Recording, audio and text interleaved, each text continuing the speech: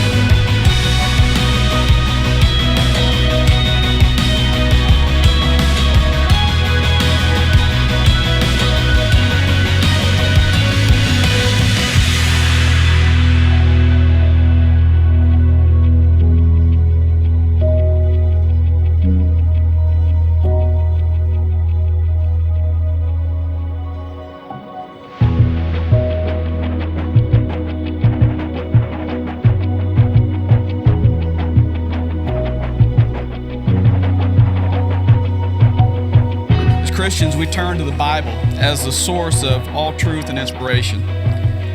This is especially true with regard to marriage and the wedding ceremony. We learn from the Bible that the marriage event is of great significance to God. The uniting of the first man and first woman takes place almost immediately following the creation of the earth. Welcome, guys, to another Filmmaking Times. My name is Antos, and today we got a special show because we got a special guest, and the guest is Henry Martens. Here. We learn from the Bible that the marriage event is of great significance to God. All right, Lucas also. We got my brother Lucas. I don't need to introduce him. Hello, everyone. Hi, guys. All right. Let me also make sure. Okay, I think now the audio is good. I thought I heard something, some feedback or something. But anyways, so today's show is about all about wedding films, and Henry is an award-winning filmmaker, and he's built a career basically making films, and I think very cinematic-looking films. That are basically wedding films suited for weddings. But if you looked at them and if you watched the intro of our video today, you probably wouldn't even know that it's like I said, it could be very well just be done for a feature film, and that's one of the reasons why I wanted to invite Henry on the show. Thank you for for joining us, and I gotta tell you, I mean, I've already said it before and privately, but I really like your work. I think it looks very cinematic, and I'm not only just the fact that you're able to get this good quality of work, but the fact that you're able to do it during an actual wedding is what kind of amazes me. Because working as a filmmaker, one thing that I always need is constant control, like full control of the set. And those of you guys who work on like traditional narrative films or music videos, you know what I mean. Whereas when you're doing wedding videos, which I've done one, I believe, or maybe one more wedding video, but I know I've done one wedding video for Lucas, actually. Remember Lucas? Right. Yeah. So when you do videos and films like me, then you always get relatives asking you for help, and I wanted to do a video for Lucas, but I'm not gonna say it was the greatest video ever done. What did you think, Lucas? Obviously, for me, it's a special video, so there were a lot of cool moments, and there were some. There's always a lot of forgiveness whenever you're filming weddings because it is so special. Right. I guess, yeah. Right. No, but exactly, that's a good point that you brought up. Is it might be these videos will always be received differently by the actual couples, the family members. But when you have somebody who completely doesn't know the couple, doesn't care about them, emotionally, and they watch their videos, their wedding videos. Like I've actually been, I myself have been really kind of glued to the screen when I started watching your videos. So that's the cool thing about the kind of work that you do, and the fact that you're able to pull it off. Like I said, kind of just doing it real time while the wedding's happening, and you got to be, I guess, discreet about it and all that stuff. So guess that's the kind of stuff that we want to talk about today. So while the show's going on, we got a few questions already, so we're gonna get start off with those. But those of you guys who are basically joining us now, or basically who are watching already, get your questions ready and just submit them, and Lucas will kind of pick out the most interesting ones. So if you have any questions, whether it's, I don't know, career advice, tips on filming techniques, what gear maybe Henry uses, stuff like that, don't be afraid to ask. All right. Maybe Lucas, you want to take it away with the first question? Sure. Just guys, let me know if my audio is still too low. Some people said it was too low, you sound good to me. It's good. Yeah, okay. I think so. So Henry, okay, so let's we have actually quite a few questions, but here, so Henry, how did you get started in wedding videography? Or I'm not sure actually. Like after seeing your videos, I am feeling like I should be calling it like filmmaking, because it's more than like what I would more than videography. So how did you get started in wedding filmmaking? Okay, so well, thank you, and you guys are seriously so complimentive. I love this. So how did I get started? My background is actually like music production, and like I wanted to do like scoring for films. And so I actually ended up doing like this internship. I live in Dallas, and so I actually live like 30 minutes outside of Dallas. And so I did this internship with a jingle house, because when you're wanting to get into scoring films, a great way to start is by scoring commercials. But at the end of the 6-month internship, nothing worked out. Like I just wasn't ready to be hired to be a composer. And so, I mean, like nothing came out of it, except for I met this one composer, Nick Seeley, who kind of took me under his wing, and he knows a bunch of video guys. And they needed a sound engineer to go mix at New York City Comic Con. So I was like, yeah, of course I'll do that. That sounds awesome. And it's a really simple show. It's like it was live streaming for Twitch, and they run the Twitch booth there. And so it was fun. So I just ended up mixing sound for these guys. And then whenever they shot local commercials, it ended up being like a boom operator. So just holding the boom pole, for however long the set was. But I've always been interested in photography and videography. My brother's a wedding photographer, incredibly talented. And so, but literally this was 2013. And before 2013, I never even picked up a camera. Like if I picked it up, I couldn't even like turn it on, didn't know how to do anything at all. And so I started asking him a bunch of questions like, hey, what's aperture? What are you guys talking about with f-stop? Like I had no idea. Oh wow! So you really started like from zero. So when was this actually? Like 2000. That was really 2013, ended in 2013, beginning of 2014. Okay. And then so 2000. I was in like a transition period going from music, and then the small church I go to, I convinced them to hire me, which I don't know how I did because I literally had no experience, but they just needed someone to like make their weekly announcement videos. Mm-hmm. So they were paying me to do that, and really I spent all my time in the office on YouTube and blogs and reading about all sorts of camera gear and just kind of getting into it. They had a T3i, which is interesting, and I like accidentally won an eBay bid. The Blackmagic Cinema camera was out, and I love that camera. To this day, I love it. But I placed this bid on there for like $1,400, not expecting to win because I think it was usually sell for like $2,000 on eBay. And anyway, I won. I didn't have the money to pay for it, so my brother lent me the money. And I got it and started shooting like random videos at like the parks and like just going out and shooting anything and everything I could. So at that point you're saying you still didn't really know anything about videography. You were just kind of you got the camera and you were learning just.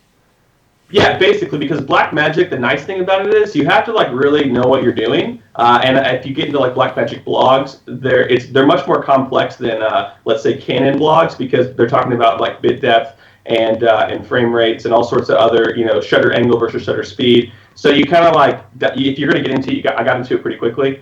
And so, but yeah, really, I barely knew anything about anything. I didn't even know what 3-point lighting was at the time. I mean, it's still pretty fresh. And that's a really great first camera to start on. My answers are really long. I'm going to start convincing him a little bit. So needless to say... No, it's an interesting story, though, and I'll tell you why. Is because the fact that you, like a lot of times people think, you have to have some experience working on some big movie set or television stations or things like that. And the fact that you genuinely, it sounds like you were just interested in it, and you were like, hell, I'm just going to get this camera and just try it out. That's what I think is interesting to me, and I think it's a good lesson for people out there watching. So Basically, like as long as you have passion and something interests you, just go for it and try it out. And then the best way to learn is to actually do it. So like in this case, you, Henry. So do a lot. Shoot Yeah. as many videos as you can. Get as many things out. Take critique.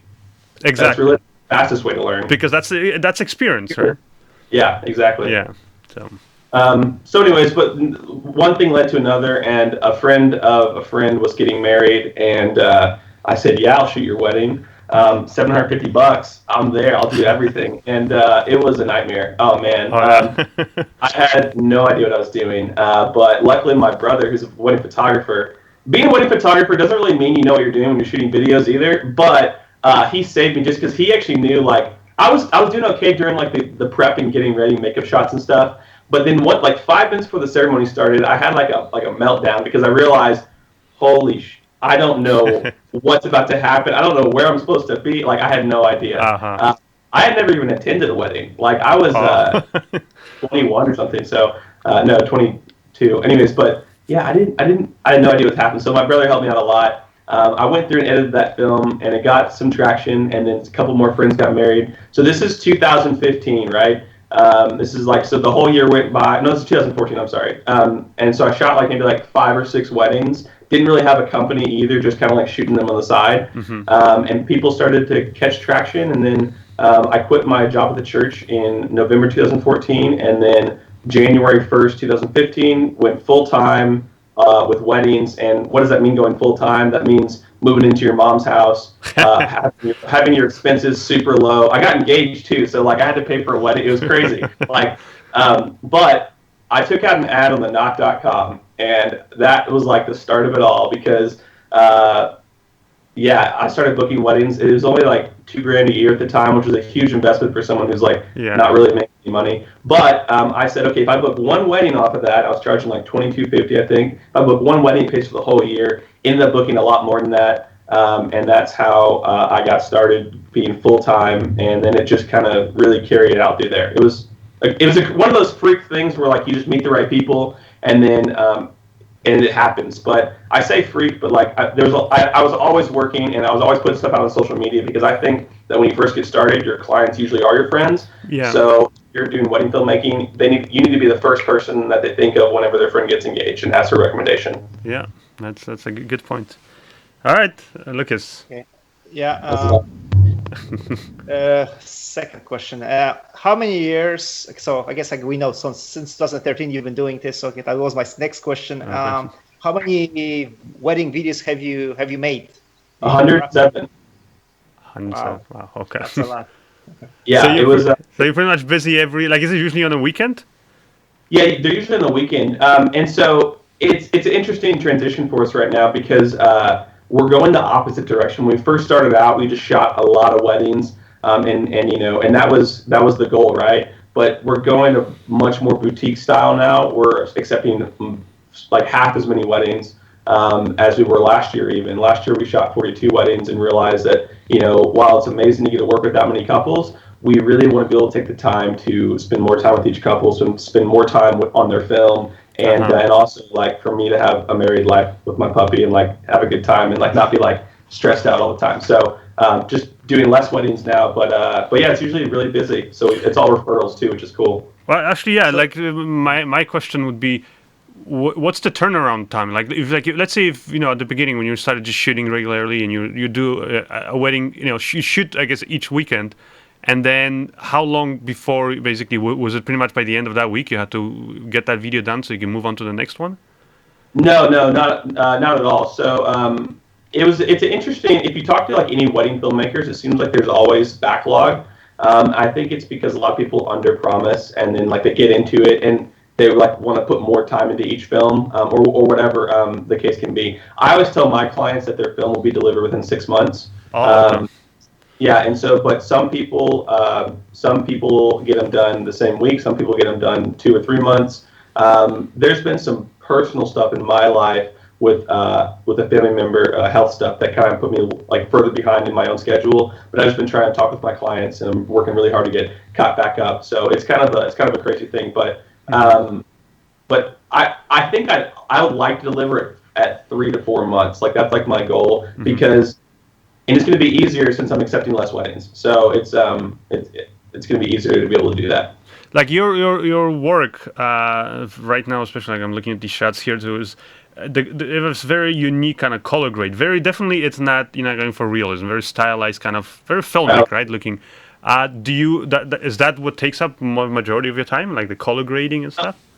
The color grading I have down. So the guy who shoots with me, David, incredibly talented. We've actually been friends for over 10 years, and we're really consistent when white balancing and shooting. Like super consistent. We're like on the wedding day, we're calling like every time we change a scene, we're literally calling out the new white balance. And if we have to use like the custom matrix, we do a lot of that just because we know how to shoot in camera, so that my color grading is really easy. The hardest part is actually just like editing the films and trying to find the story with each couple, because a wedding generally has the same outline, of events. And so I wrote something down the other day because I didn't want to be super unprepared. But like, you're basically the director, the cinematographer, and the editor, but you're not the script writer in a wedding film. So sort of like a documentary almost filmed in.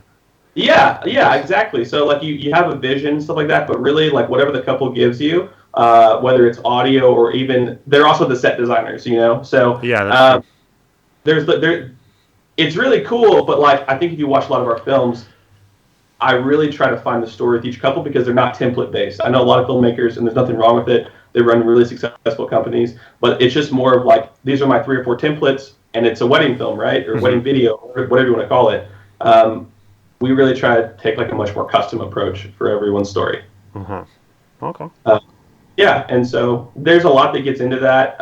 Like previously, getting to know the couple was important, but like going forward now, we're spending so much more time with each couple, like doing drinks and dinner a couple times before the wedding, and stuff like that. Just so and we don't even talk about the wedding, just so they can get to know me, I can get to know them, we can talk about life, because you wanna I don't know, there's a difference. There's a reason our films are different, and a lot of it's just because like I just want to get to know the couples on a personal level before I film the most important day of their life. So okay. So how much time do you spend then? You think at the end of the day, like, because I guess again my assumption was that it's mainly just like a one day of shooting and then maybe a week or two of editing. So how much would you actually say that you dedicate to each wedding? I guess I would say it's. I don't know about time, because sometimes those dinner meetings are really long, sometimes they're short. But for a wedding we just shot, it was actually our 100th wedding, which is really cool. I didn't know it until I was doing this the number count yesterday. But I did dinner and drinks with a couple. The first time it lasted like 2.5 hours of us just sitting there having a blast. And then me and the groom actually kind of became friends. We did become friends. So we went to the movies one night and watched a movie together, and then we did dinner and drinks again. Okay. And so, like, I would say that going forward, all my couples I want to do, as long as like they don't live in like another state. We do a lot of destination weddings, so sometimes it's not always possible. But if they're like local, or even if we're going to New York City, I love to meet up people that live in New York City. 2 dinners is what I really want to do, just to hang out and get to know each other. It does 2 things. It makes them more comfortable. It makes you more comfortable. On the wedding day, which is really important, because in return that makes you a better film, which in return you enjoy your job more, which in return books you better weddings and with better couples. So yeah. Good advice, yeah. Because I remember when I did help out on a friend's wedding video. I wasn't really the main guy shooting it years ago, and it's if you don't know the people, you definitely feel a little awkward, like invading their space when the bride's getting ready and stuff. And that's one of the big reasons why I never, I guess, ended up pursuing wedding films, is because I felt I just didn't feel comfortable, like you said. So that's a good tip that you actually. Because not a lot of people justify taking the time to do that, right? Like. And some people, and I understand. I mean, it's like the wedding industry is literally a chain of effects, because it's like, sure, I may spend $200 on each dinner and drinks, right? So I'm taking of the profit, I'm going to go spend $400 on going out and having a good time with them. But what's $400 whenever you go and shoot their wedding? And because of that relationship, it's a much better film that will book you much higher end weddings, or just destination weddings, the places that you wanted to travel to. They're going to pay you thousands of dollars. It's just like, it's all a chain of effects. And so as long as like, if there's a break in the chain, it makes a difference in like the end product, when your end product is ultimately what gets you more business. So I don't know, like I like investing the time and getting to know people, but I understand why not everyone can do that, and everyone's business model isn't set up like that. Like I said, we're taking a much more boutique approach versus like a large quantity. So that's our business plan. So when you started, though, did you also take like you had the same approach or no? No, when I started, I had an approach of, go out and do coffee for 30, 45 minutes one time maybe, if I could try. And then also it got into like, maybe after they book with us, I'll do one meeting and we'll go to dinner and drinks or whatever. But yeah, it just, it's over time I realized that the type of clients that I want to have and the type of like relationship I want to have with the clients, I need to be doing these things. Because I'd always realize when I go shoot a wedding and maybe I didn't even do coffee, I'd always realize, and I could tell the difference in the work and the experience that the client had, but also the experience I had on a wedding day. Whenever I was filming like 30, 40 weddings, it's like you want to enjoy what you're doing. And if you're just constantly pushing against the grain on the wedding day and you're not getting what you want, creatively, it can like be a letdown, right? And so I always found that it was more so like that whenever I didn't take the time to get to know the couple. Okay, but I'm assuming like you only go to the to the stage of meeting with them for dinner and taking them out if they book. If they book, yeah. Yeah, exactly. I'll do a Skype call or a phone call before they book to answer questions and talk about life, and then after they book, I'll like schedule something with them. Right. Okay. The next question, big question is what gear do you use now, and also like what gear package, and maybe also what you started with, if you could talk about that. Yeah, of course. So March 2015, the Sony A7S had just come out in like September 2014, and so I started off with Blackmagic, and I moved into the GH3 series, and then after that, I left and went to Sony and never looked back. I always get curious and tempted to like look at other cameras. Like I know White and Reverie is another amazing film company, and they just left Sony and went to GH5s. I bought a GH5. I couldn't get into it, but that's because I have my process down. But this is what I started out with right here. This is a Sony A7S Mark I. This is still the camera that I use today. We just love these cameras for a lot of reasons. I mean, this is a filmmaking live stream, so I could get into like technical specs, but like the one reason I love the A7S Mark II for two reasons. One, it shoots 4K internal, and two, it has IBIS, which is the sensor stabilization. But I don't like shooting with it because the screen, I don't know what they do. The color's not accurate on the Mark II screen, and the highlights don't render properly on the Mark II screens of the A7. Oh, yeah, it's terrible. It's awful. And you mean, and so you're saying that the first version is much better, actually? It's accurate. Yeah, the first version's accurate. I mean, it's insane. Like, I don't know how they came out with the camera, and like, it's not like a known thing. So with that said, we also just recently bought the Small HD Focus, which is an amazing monitor for $500. So accurate. I mean, it's phenomenal. And so very bright, right? Yeah, 800 nits, which is pretty good. Yeah. You can still see it outside. It's not perfect. So to answer the question, when I first started, I shot with the A7S1. When I shoot now, I still shoot the A7S Mark I. This is still the same camera. They're getting pretty beat up after 2.5 years in the wedding industry. So camera-wise, I use that. And also, since the beginning of switching to Sony, I've always been a Zeiss user. I really love Zeiss, not just because they're sharp. I mean, Sigma lenses are really sharp. I personally hate Sigma lenses. I don't like their color rendition, and I don't really like. They just look real sterile to me. So I love what Zeiss does with their greens, and then also color grading. It seems really easy. And I've used Canon L series glass, and I've used the Sigma Art, and I've used Nikon glass. Nikon's probably my second favorite, but I really like the Sony stuff. So I gave Tom like this morning a gear list PDF, and so like via email. So maybe that will be posted somewhere afterwards. Okay. Yeah, and it has a bunch of links, but it's like a pretty full list of what we use for camera gear. But the current setup is A7S Mark I. This is a 50 mil Zeiss with a Small HD Focus, and this is a Rode Micro shotgun microphone, like $60. It's the best.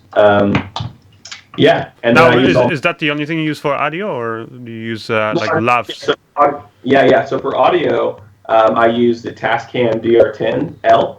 Phenomenal. Those things are amazing. because they're like the small little recorders. They're like this big. And we use Sanken COS 11D lavaliers, which are my favorite lavaliers. They're really great for weddings because they have a really large pickup area. So like if you put it on the groom, if they're standing within like 3 feet away from each other, 4 feet, you can actually get the bride's audio to sound really, really, really good. They're like $400 a microphone, which is expensive, but for what I need them to do, which is pick up the bride, so I don't have to mic the bride, they work amazing. So huge fan of those Sanken lavaliers.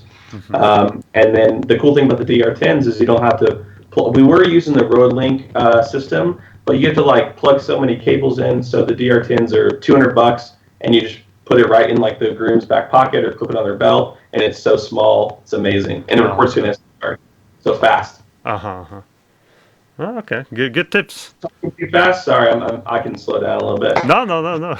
And we're gonna post the equipment list that you have afterwards, if people are interested in. I mean, for somebody who's just starting out, maybe doesn't still have clients, wants to practice, learn. You would still recommend that they right away jump and make that investment, or? To the Sony, I absolutely would. It depends on what their budget is. I just did a mentoring session with someone, and she's starting out. She had a $3,000 budget, so I built her out like an entire kit that was $3,000, and it was basically like a pre-owned Sony A7S Mark I. I do believe I recommended the Tascam as well. It was, I think it was the. I was looking for the PDF and I couldn't find it, so don't hate me, guys. But you can get, like, if you can invest $3,000. It all depends, like, right? So some people, like, they say $3,000, they're like, oh my God, how much? Like, that's not possible, and I totally understand. But I think if you care about image quality as well as getting great features, the A7S is the best way to go, and you can find a used one for $1,200 to $1,400, and you really won't even have to upgrade your camera if you don't want to after that point. So that's kind of like my opinion on why you should start on the A7S Mark I. So you finish everything in 1080 then, and you shoot.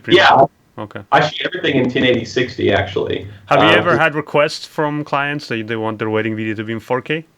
No, that's too far ahead of their time. I would love to shoot in 4K 60. So the second Sony comes out with a camera that's 4K 60, I'm on. Just because I have used the GH5, like I said, and I love the fact you can do 4K 60. It was amazing. It looks like 4K is such a better image quality, but I have to have 60 frames a second for my shooting style. So we have a question here from Papadam Productions. It says, "You're always shooting weddings. Have you ever been basically gotten bored doing it all the time because of the routine? If yes, how do you come up with something new, or I guess how to break it up?" Yeah. And so one of the cool things is, I wouldn't say boring. I wouldn't say I got bored. It's a great question. When I did like 30, I think it was 35 weddings and then 42 weddings last year, it got like insanely busy where I didn't feel like I had enough time to be creative on the ones that on like the films that I like wanted to, like, I didn't have enough time, right? But to answer that, for us personally, we're just shooting less weddings and we're charging more, right? We're shooting less weddings. And we're going through a whole, like Henry Weddings, the name of the company, is going to be no more in about 2 weeks because I've partnered with my brother, Bradford Martens. And so it's going to be called the Brothers Martens. And it's just a much higher end brand. And so hopefully it will carry me over to be able to shoot less weddings and still charge what I need to charge. But to answer that question, I guess directly, some weddings are, again, some people love filming like traditional weddings, which are, getting ready to hotel, churches, and then also maybe like a ballroom reception. And some people love filming outdoor weddings, like, all nature in the mountains and everything. But what I kind of find is that it's not really about the location or about the people or whatever. If you do a good job of getting to know your clients, you can turn what some people consider a very traditional wedding into a really fun, like, creative outlet, because the client trusts you. And when the client trusts you, you'll try different things on their wedding day, but you also take risk in post-production. Yeah, I mean, the video we're showing right now, it's I'm guessing a destination wedding, and it just looks like a music video. So, the dancing number, and it's really fun because I've never seen that in a wedding film. So. Yeah, so the speed ramping thing, I shot it, the first time I tried it was actually when I shot a friend's wedding, so I could take all the risk I wanted, right?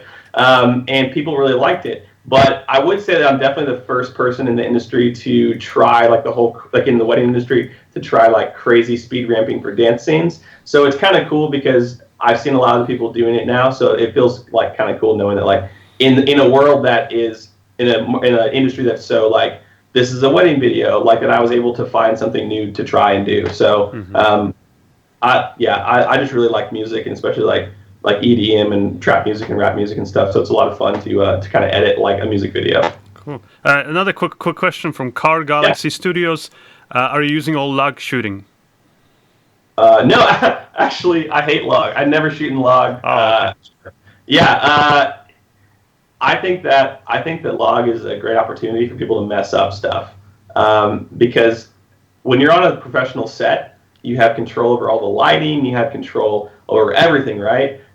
When you're in a live environment, log shooting is most of the wedding videographers I know, we're not colorists, right? So we don't even know how. We'll slap like a log to Rec 709 LUT on there and think that it did a proper conversion, but I'm not a big fan. So I shoot picture profile off and I shoot in standard. So literally the way the camera comes to you from the manufacturer is how I no custom mods or anything. And when I tell people that, no one believes me, but I find it's the easiest way to see the light on the day you're shooting because of the contrast and the white balance is accurate. And I also find that it's really easy to color grade because you're not really color correcting anything. You're really just kind of putting a grade over top of it. And I really like the Sony files because they pull so much, especially for only being 15 megabits a second. So I love picture profile off. Okay. All right, Lucas. Yeah, Henry, because you're saying you shoot in 60 frames per second, so you never faster than that. Your audio's cutting out, Lucas. Oh, okay. Okay, so I was just wondering whether you should ever shoot more than 60 frames per second. So the Sony Mark Ones, they only shoot in 1080p, 60 frames a second. If you're on an A7S II, it does 120 1080p, but it crops it into like a 2x crop. In my Iceland film, I did one shot in 120 frames a second, but that film's not really fair because that was shot on an A7S Mark I, an A7S Mark II, and a red Epic W. So there's a lot of super slow, like a lot of like 96 frames and 180 frames because my second shooter, who's Seth Dunlap, incredibly talented wedding filmmaker. And he also has a YouTube channel too, so check him out.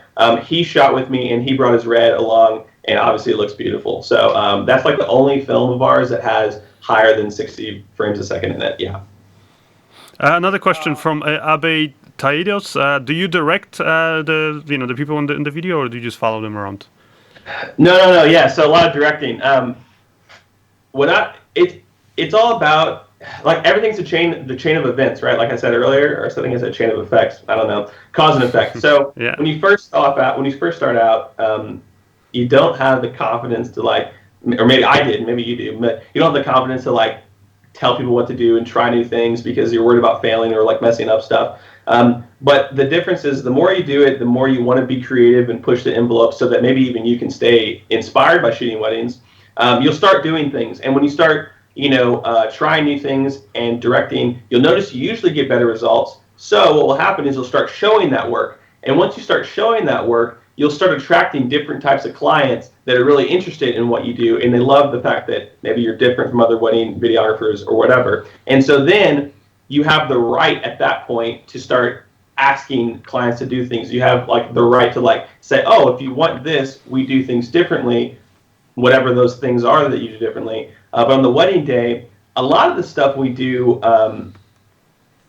you have like 3 jobs. You're supposed to document it, you're supposed to be creative, and you want it to be in good light, right? And so I wrote a bunch of stuff down over there, kind of in that goes around this. But yes, we do a lot of directing. A lot of directing during the portrait sessions is a huge thing, and that just takes trial and error. David and I, the guy who shoots me, David Lee, we'll try stuff all the time, and like we'll be like, all right, hey, we'll set them up, we'll try it, we'll start filming for like 10 seconds, and we're like, No, just kidding. All right, and then we'll like move on because it's so bad, right? But then some right things, and it works out really, really good.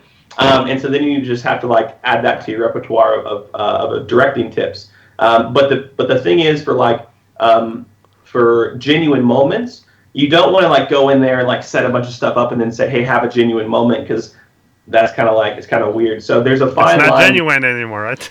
Yeah, it's a fine line between directing and documenting, right? And so the biggest thing that we pay attention to is you have to be listening to conversations. You have to like know the timeline and know what's coming up next, because you can just set people, just say, hey, go stand over there, like by this beautiful natural light, and you'll let people like as long as you put them over there in general light, then at least the natural moment will happen and unfold in pretty light. So therefore, it makes it look a lot better. So do you spend then, like when you're saying you talk to couples and you get to meet them and all that stuff, do you do that also, like let's say on the beginning of the wedding day, where you kind of almost make like a game plan of like what's going to happen, this is what we're going to do first, second, that kind of thing?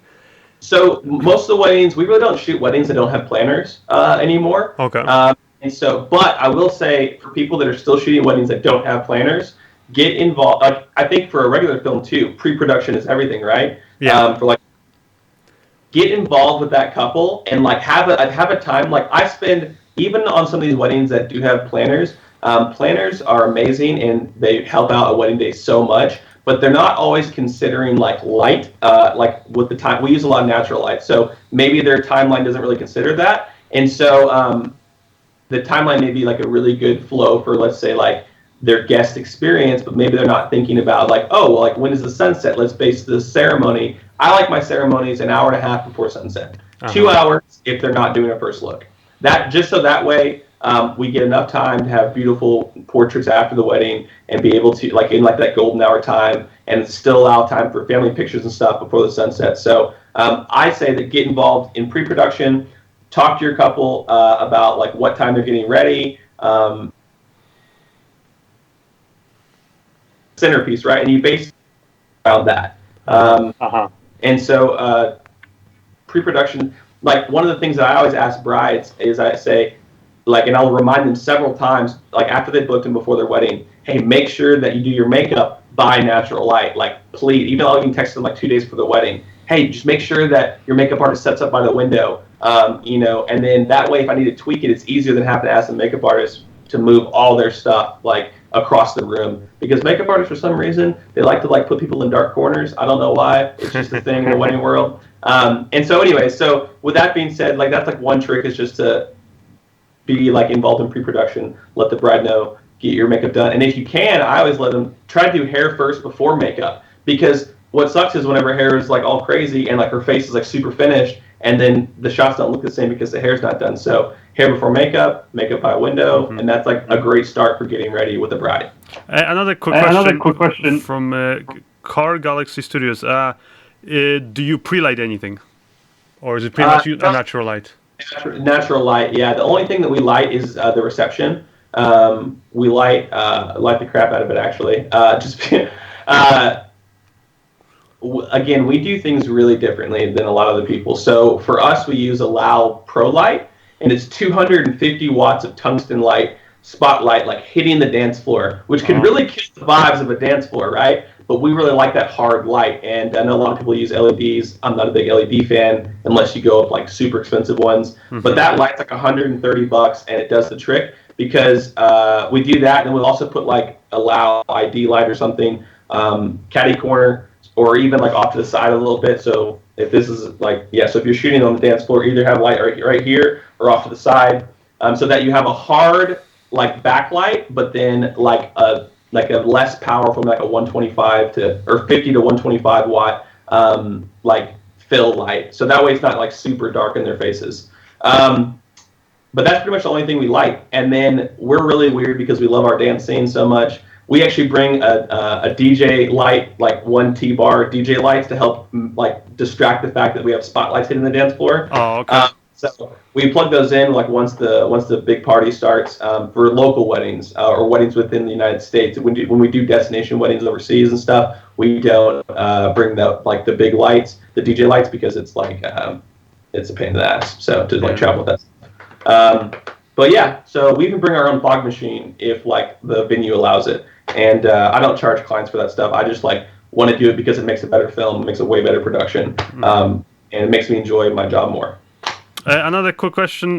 Who's your, this is from Sid the Jet DSLR Filmmaking. Henry, the question is, Henry, who's your favorite cinematographer or basically creative influence on your work? That's just like a hard question. I don't have one. Like,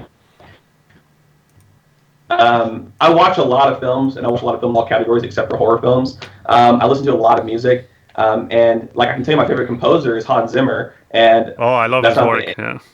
Yeah, I just love his work. It makes you feel something, right? Yeah. So there's amazing. I mean, I can't answer the question because there's like so many amazing DPs, and I don't like look at one and say like, oh, he inspires me the most, because weddings are different, you know, and I always like want to know like how some of my favorite like DPs would do on a wedding day at like a live event, you know, because we have a lot of things that we've learned by trial and error, and that's really, unfortunately, that's the best way to do it with weddings is trial and error, that have like made us really consistent, because you don't have control over everything, but the more you do this and the better your work gets, the more control you have. So it's like a weird thing where you have to like push through like the not having control and not having like the right to ask for things to be different because you don't have any work to show for it. I talked to a lot of wedding filmmakers and they're like, man, how do you get these like 45-minute sessions with the couple to do pictures or to do like video? And I'm like, well, I tell them that it's really important for their film and they want it too, and that's how they approve it in the timeline. Stuff like that. So, so yeah, I don't have a favorite DP. I'm sorry. You should get one.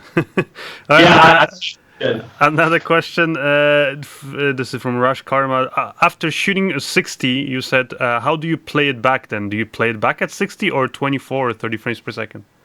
Yeah, all of our films, I'm surprised no one like notices it. They're all in slow-mo. Like the whole film is actually in slow-mo. Unless, of course, there's talking on camera. Or like the dancing like we're showing right now, right? Yeah, that's just speed ramping. Like that's like. So you'd still shoot in 60? Shoot the whole day in 60. Oh, okay. And then that's sped up to like, 400% or 200% or 800%, or I'll play it back in 60 on a. So that gets like confusing. I'll play back in real time. That's what we'll say. For the stuff, like if there's let's say there's speeches, right, or there's audio sync during the ceremony, vows or something, we still film it in 60 frames a second, and I just let Final Cut X do its algorithm for taking out the extra frames, and I'll play back in real time. But other than that, like all of our other stuff is usually in slow-mo, unless it's speed ramping, then I just speed it up really fast for anything. Yeah. Welcome. Does that answer that question? Yeah. That was very made it clear, because I was actually kind of wondering myself too. And it's interesting to see that you're filming the whole thing. Lucas. If you can hear me, guys, can you hear me? Yeah, we can hear you. Yeah. Okay. Question from Car Galaxy Studios from Kevin, and he's asking, how do you stabilize your shots with the in-camera stabilization or? Yeah, I don't have in-camera stabilization because I shoot on the Mark 1s, but man, in-camera stabilization is the future. It's like such an amazing feature. I can't wait for them to put it on like some cinema cameras. But anyways, monopods. So we use the Manfrotto monopods. I'm a huge believer that you should buy stuff you don't have to replace. And so like, I know Benro makes a monopod. I've used it. I hate that thing. It just feels cheap and filthy.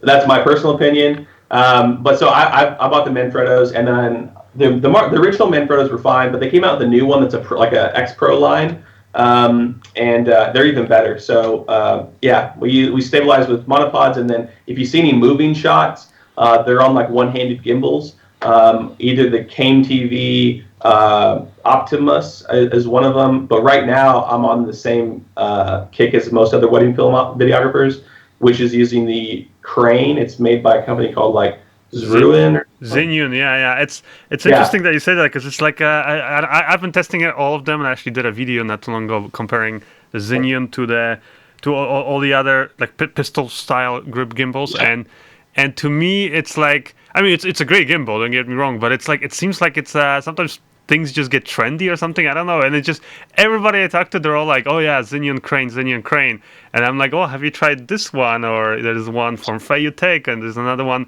from, a Fossicam, and this, and they have some really cool features. And they're like, no, the Xenon is the best. And I'm like, but it's interesting. Yeah, people just kind of... The price, it's cheap. It's awesome. Oh, yeah? Okay. Yeah, like I actually like the Pilot Fly H2 a lot. There's some features on that I like, but like mine broke within like 45 days, so I said never mind. I returned it, and maybe it was a freak accident. But the cranes lasted like about 8 or 9 months with me, which I'm kind of rough on my gear. So I'm happy with it for now, and it does what I need it to. The feature I really like about it, Tom, is that when you double tap, it puts it in follow mode for pan and tilt. But check this out: the knob actually fixes the axis.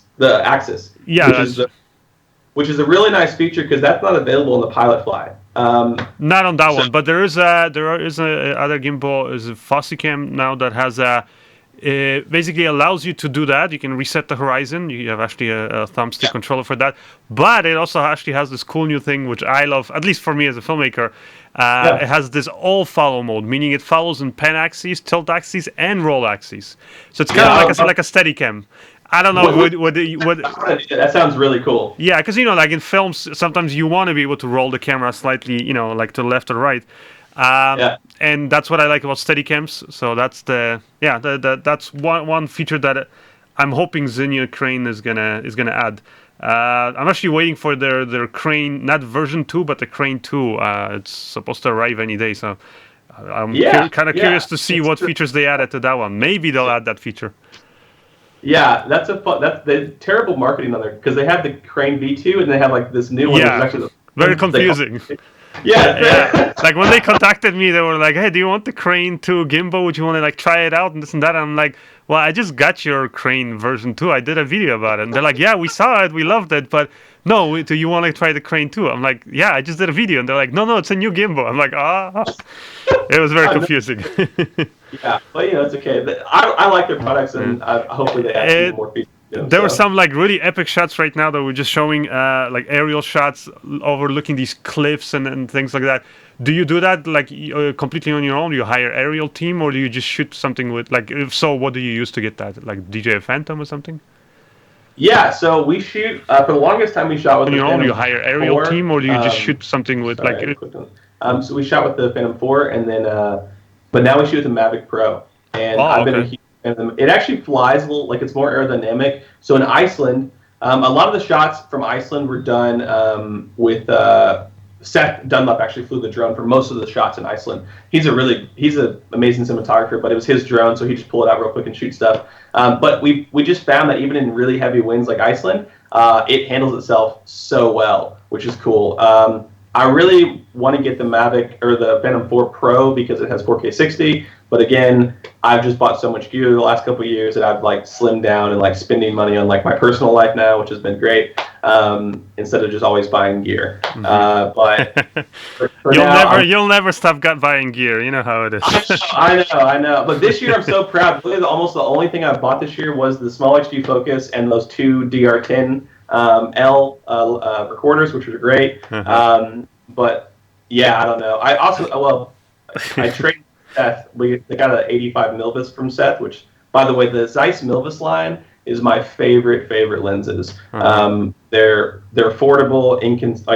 I love them. They're phenomenal. Yeah, affordable is a relative term, but yeah. I always laugh about when it comes to the gear stuff because I know like me, if I have a filmmaking channel and there's always people asking for recommendations of gears I recommended, and at the same time I tell people it's not about the gear because it's not really. When it comes to getting a good product, it's about learning to use what you have.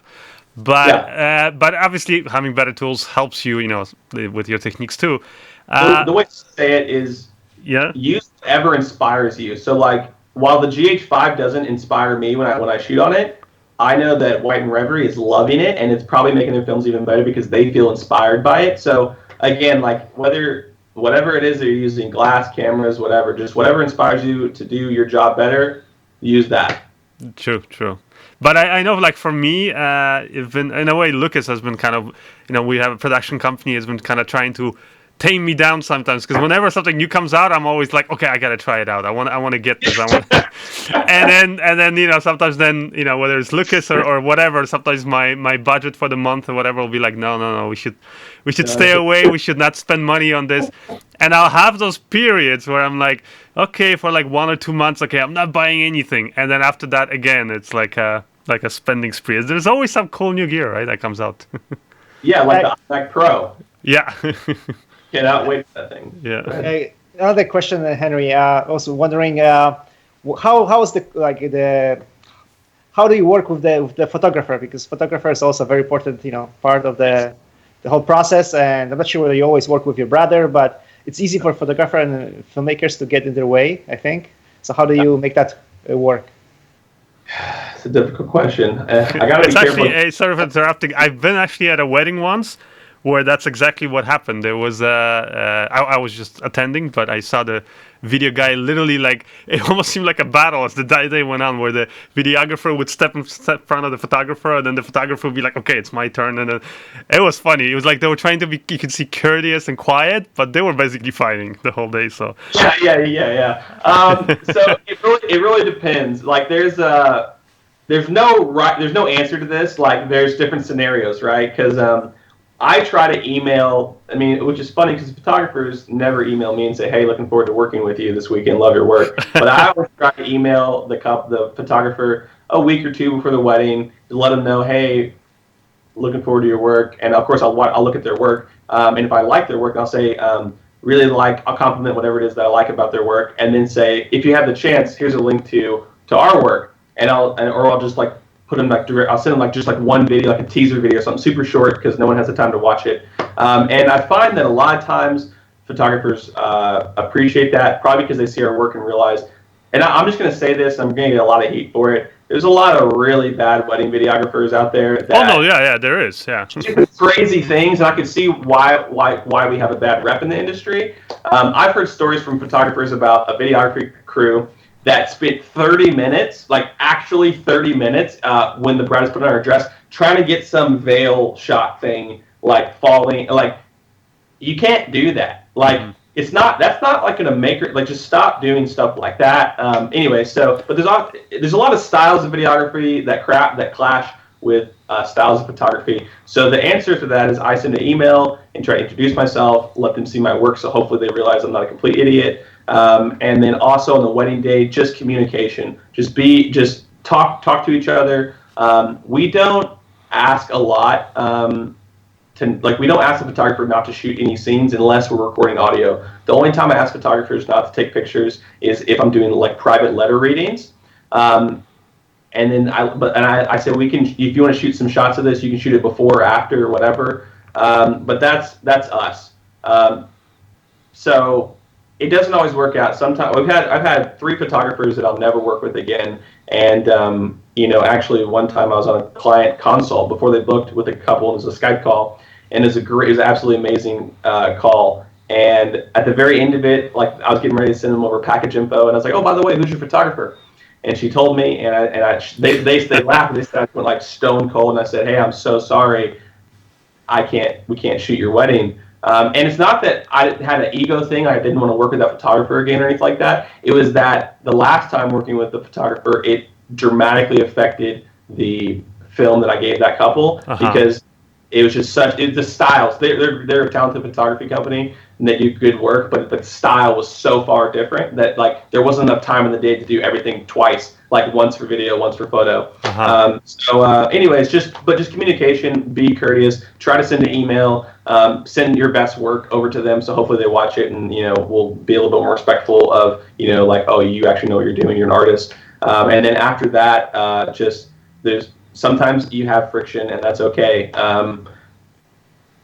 And so you'll find with some couples, photo is more important than video, and you'll know because they'll be really, really nice to the photographer all day. We've had this happen. So you do the best job you can, and you pick your battles of like what you're going to fight for, and you get like 1 per wedding. Like, so if you're going to fight about like how you do her dress shot, that's your 1 battle for the day for the couple that like really values the photographer.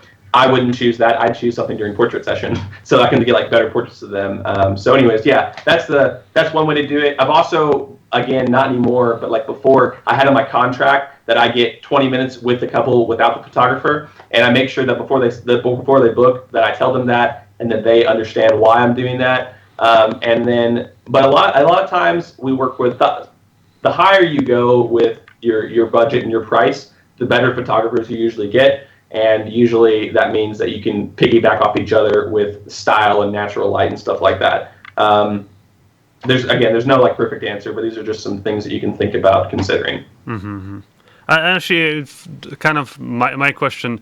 How then, like, because you were saying, you kind of have to be able to kind of go in there and get different shots, and you don't like those people who sit there and, like you said, spend a half hour getting one shot. What's your average kind of turnaround time then for shots? Like, how fast do you kind of go in there, get a shot, and get out? And how long, I guess, on average, kind of shots do you roll? Is it like 2 seconds or a bit more? Or? Yeah, I'd say our average shot, that rolling time is 10 seconds. Like, which in slow mo is 25 seconds, so it's quite a long time to roll. But we just David and I we've shot so many weddings together that we have actually, this is probably a question that filmmakers will want to know, and maybe they don't ask. But okay, I'm going to answer your question. So yeah, about 10 seconds roll time, and then the timeline really depends on everything. Like we are always looking at the timeline and checking our watches, because we kind of play like a planner's assistant, because you don't want to get behind before the ceremony, because if you get behind before the ceremony, then all your portrait time afterwards and all that stuff gets really rushed and compressed, and then you lose like some really cool moments. So it just depends on each wedding, the timeline, but just work around each other. And a way to do that is I shoot on a 50 millimeter all day long, except for the ceremony. I usually shoot on a 135. And then David, the guy who shoots with me, he always shoots on an 85 the whole day. So the nice thing about us working together, and I really recommend shooting weddings with 2 people, 3 if you want to do a bigger production, but I don't shoot weddings by myself anymore, and I'll never do it just because it's a nightmare. There's just not enough time to switch lenses. Us video guys are slow. Photographers are fast. They got 2 camera bodies, whatever. That's true. But the nice thing about him always being on 85 is that he knows where I am. And so the way it works is I always kind of like choose based on my location. He knows how wide my shot is roughly. So he's always, he shoots like an editor. He's like getting close-ups and tight shots and so things for me to cut away to transition back into like different wide shots that I have. And so it's a really good system for your second shooter to always be on tighter lens than you, because as the editor, like I can choose like how wide I want my scene to be originally, and then base different shots around that. So yeah. Henry, what would you say is like the biggest, the most difficult thing about making wedding films? Finding the story in each couple. And that sounds like cheesy, I guess, if you want to, but it's really true, because I think I mentioned it a little bit earlier, is you have like the same general outline for every wedding: getting ready, ceremony, reception. And so I think that's why a lot of people's films come out really similar. So the most amount of time for me goes into figuring out like what the story is that I'm trying to tell whenever I start editing a film. And that's also the most difficult thing for me, because everyone's story is different. Like how they met's different, their family dynamics are different, their relationships with their friends are different. And so trying to find a way to represent that really makes a big difference. And that's like the hard thing. So that's once you get into editing, that's when you start thinking about the story, or you feel it on the wedding day. Like whenever you're there, you can like feel like and you have to be like alert. You have to be like paying attention to things. You have to like try to know who's who, so you make sure to film important people. Doesn't always mean they're going to make that film, but you just have to like pay attention on the wedding day to like even smaller things that aren't like, it's not like the first look, or it's not like the first I don't know, or like there's just, you just get a feeling on the wedding day about like that transitions over into post-production about it's so hard to describe. Okay. Maybe I can ask, because we should be kind of wrapping up now. There's still questions coming in, and I think we have more questions. But yeah, we do actually. Yeah. Yeah. So maybe Lucas, if you want, you can kind of a quick rapid fire, one sentence answers maybe. Car Galaxy Studios has guys, let's do this. All right. Hour stream. Okay, so what are the... Yeah, Sorry. maybe I have one here from Car Galaxy Studios. I'm like asking over and over, what is in your travel kit for out of country shoots? 2 backpacks, and so we put 4 cameras in there, like 4 or 5. So yeah, 4 cameras. So 2 for shooting, and then 2 for ceremony cameras. 2 tripods, 2 monopods. Obviously the audio kit, so 2 task cams and 2 lavaliers. Like I said, we'll do like 25, 50, 85, 135. That's pretty much the main lenses. The gimbal, a drone. If you're going to a country, you can drone. I had my drone confiscated in Nicaragua. So yeah. We did a show actually about that where we heard those horror stories. Yeah, they suck. So I got it back though. So that's good. Oh, okay. That's a hard question. Just message me or something directly or something. I don't know. Mm-hmm. What are the common mistakes that the beginning wedding photographer filmmakers make, and how can they avoid them? Yeah, don't try to make a wedding video because it's supposed to be a wedding video. I think that's one of the things that a lot of people make mistakes at, is they think wedding films have to be filmed a very specific way, and you have to get a dress shot, you have to get a ring shot. You don't have to do any of that. Really, the only shot you have to get is the first kiss. Like, don't miss that. But I think that when you're starting out, I think it is good to like have references in like other people's films that that inspire you. But just you don't have to like make it like a wedding film. And I think that's a lot of the reason we've had some success, because I always just go into it in a very different approach and think like, oh, how can I, do something cool that inspires me? So I'd encourage new filmmakers to just do whatever inspires you. I've seen some wedding films that are like travel videos. They're freaking amazing. They're so cool and really different. And so just do whatever inspires you. And when you do, like, for example, the one we were showing right now, I think it was from Iceland with the horses and stuff. Like, when you do videos like that, do you tell, like, in advance, usually the couples already, that this is kind of what they're going, or you show them and you hope that they like it? Because yeah, I'm just, I guess, wondering, because I would think a lot of couples just want those traditional wedding videos, and then maybe when they get this, they might be pleasantly surprised or not. I don't know. Yeah, so there's a couple. That one's an elopement, so it's a little bit different film. But my couples have zero interaction in the creative process and everything. And so the way I always describe it before they book, I say it's like, and I'm not like I'm artistic, but like I always say it's like hiring a painter. To paint a portrait of you. You know what the style is going to be, and you know that it's going to be about you, but you don't know exactly like what you're going to get, right? And so that's why our couples seem to really like that, because they're hiring you to create art for them. Oh, okay, so they right away know it's going to be different, basically. It's not going to be a typical wedding video. Yeah, and maybe it will be. It just depends, right? I mean, it just depends on what they give us to work with, and. So, but yeah, that's the best way to describe that. Is just like they hire us because they appreciate our art and they know that we're going to do a great job. And of course, if a client's ever unhappy, I'll be more than happy to make revisions, but I just don't ever have to do that. So, does that answer that question? Yeah, sure. Yes. Okay. Like from the video, seems like so you get a lot of time with the newlyweds, and I was wondering, do you ever actually get more than than one day to shoot the? Yes, destination weddings. So for local weddings, we don't really do them because we have it's local. But for destination weddings, we usually will do a day before session or a day after session or something like that. And the way that works is we film everything we can on the wedding day and we schedule it.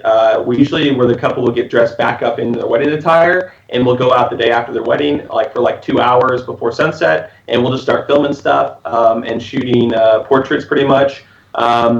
The film, there's a teaser that I gave you, Tom, that's Holly and James. Mm-hmm. That whole entire teaser is just the day after session, and which was cool because there's no photographer for that one. So it was just me and David running around doing whatever we wanted for video, which was a lot of fun. And so that's, yeah. And so, yeah, anyways, but elopements are usually multiple days of filming. Iceland film, we were just running around Iceland for 4 or 5 days filming them hanging out and stuff. So, yes, you can get that stuff, but again, you have to ask for it with the couple and not just spring it on them. And even during the booking process before they book, if you like want to include that in your package, people usually get really excited about it because a bride loves another reason to put on her dress that she spent thousands of dollars on, and it's a lot of fun. And again, they don't have to be dressed up. You could do a session where they're in casual clothes and find some way to mix it in if it makes sense in the edit. For destination weddings where we don't get to meet the couple before the day, I actually really like doing day before sessions or 2 day before sessions because that way you get them comfortable in front of the camera. You get used to shooting in the new environment you're in with the light because the light's so different in every country you visit. Also, you just you get to maybe realize that the bride is better shot from her right side than her left side, and you can see that before the wedding day, which is really the most important day. So yeah, it just depends. Just try to get as much time as you can, and yeah. Okay. And how much footage do you usually end up with? 180 gigs or so, which is usually about 300 to 500 clips per camera. Just kind of depends on the event. So minutes wise, like how many hours of footage do you have? Let me come back to that question. And I'd say it's probably on a local wedding, we probably end up with 4 hours of content. On destination, we probably end up with 6 or 7 hours of content. But our destination packages are custom, so sometimes we're filming, we have a wedding next year, we're filming for 8 days. It's like a road trip across the state of Texas, and then a wedding, and then all sorts of cool adventures and stuff. So it just depends on the project. But I think an average wedding that most people shoot one day end up with 4 hours of content. Okay. And how do you back up that footage? Yeah, so every night when I get home from a wedding, I always make sure to do it, but I use a program called Hedge for Mac. It's an awesome program, and so HEDGE. And it allows you to put all your SD cards in your computer, which I use the Lexar card reader. It's got 4 SD card bays, and it copies. The cool thing about Hedges, it copies to 2 hard drives or 3 or 4 hard drives, but I do 2 hard drives. One's my edit hard drive, one's my backup hard drive, and it'll copy it at the same time, which is cool. And it'll also give you a congratulations sign when it's completed. And then I also, when I go to sleep, I don't go to sleep until it's done transferring, but when I go to sleep, I copy it over to my Dropbox business account, so it's on a cloud, and Dropbox business is unlimited space, so it works out really well. And do you have any advice about how to work with available light, so natural light, and I guess any light you have in this situation? Yeah, all of our stuff's really natural light, so advice on it, it's all, you gotta look at it. You could use the old hand trick, where you put your hand out and you can see how light's changing. This is a really great camera, so you can probably see all the subtleties.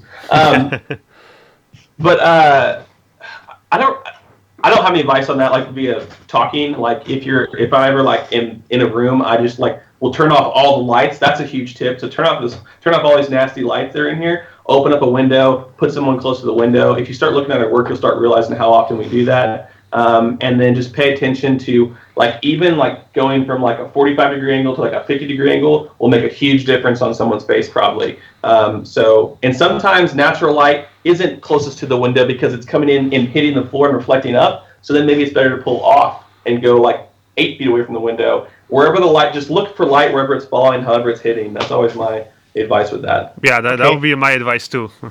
Maybe I think we should wrap up. Maybe one final question. How can people get in touch with you? So go to I'll give my email. So it's hello@henryweddings.co. I know it's not .com. Okay. Make sure autocorrect doesn't do that because I miss a lot of emails, but it's .co. You have the contact info on your website then, right? There's a contact form on there. Because there was some people were, I saw some comments. Some people were asking if they can get a job by the production company or something. So, so if anything, if you guys want to get in touch with Henry, you can go to his website. I provided the link to his website in the description of the video. And I think that's it. I don't know. Is there something last words you want to say, Lucas, or? There's a lot more. I know there are a lot more questions. I'm so sorry to get to everybody's questions. But you did such a good job though. Answering them. It's just this topic is deep. It's not just because it's not just about the gear. It's also about how you work with the people and how you prepare. I can see you prepare so well for everything. So Yeah, what else? it's the fact that you do a lot of this pre-production. Basically, that's what for me at least that's what surprised me a lot. Is that I kind of assumed, again, the way I did my brother's horrible wedding video, that I just basically you just jump in there and you like get this shot, that shot, and then you hope you can kind of edit something out of it. But the fact that you spend the time before and you do pre-production, you basically get prepared, and that's the big advice I guess I would give to guys. Doesn't matter whether you do wedding films or do music videos or anything. The more you get, the more you're prepared, the less of a chance you have at failing, right? So, absolutely. I think I'm gonna I just feel like this is like actually kind of relaxing for me because I'm not like editing, so it's like a nice way away from the break. But I think I might start a live stream like right after this ends and just try to. I just feel bad because I'm sure there's a lot of questions and I know my answers were long and I don't know if that's bad. We can have you. We can always have you back on if okay. That works too. So yeah, but if you can stream right now, and there might be more questions. Yeah, if you want to go ahead, then sure. I think I have a YouTube account. Yeah. I think it's my YouTube account. My channel, right? Tom, you gotta walk me through this. You know what? Right after we finished the live stream, you can just send me your YouTube channel or the link to the video. I'll just post it in the comments so people can go there and they can join you. All right. Cool. I'll start a live stream. So, cool. Guys, thank you so much, Tom and Lucas, for hosting me. I mean, I really appreciate it. I hope it was beneficial, and hope everybody had a good time. So, thank you guys so much. All right. Thank you. Thank you, Henry. All right. Thank you guys for watching. And like Henry said, if you guys want, join him on his YouTube channel, and you can keep the conversation going. All right. And we'll see you guys next time. And by the way, before we finish, we're doing that giveaway of the Feiyutech gimbals. The submissions for remember it's you got to shoot a video up to 2 minutes on your mobile device, and it's October 4th, which is Wednesday, Lucas? Yeah, Wednesday, yeah. So until Wednesday, you can submit, and then next week's show we're gonna announce the winner. So anyways, see you guys I guess next week or this week, or we'll see. All right, bye. Bye everyone. Bye. Bye.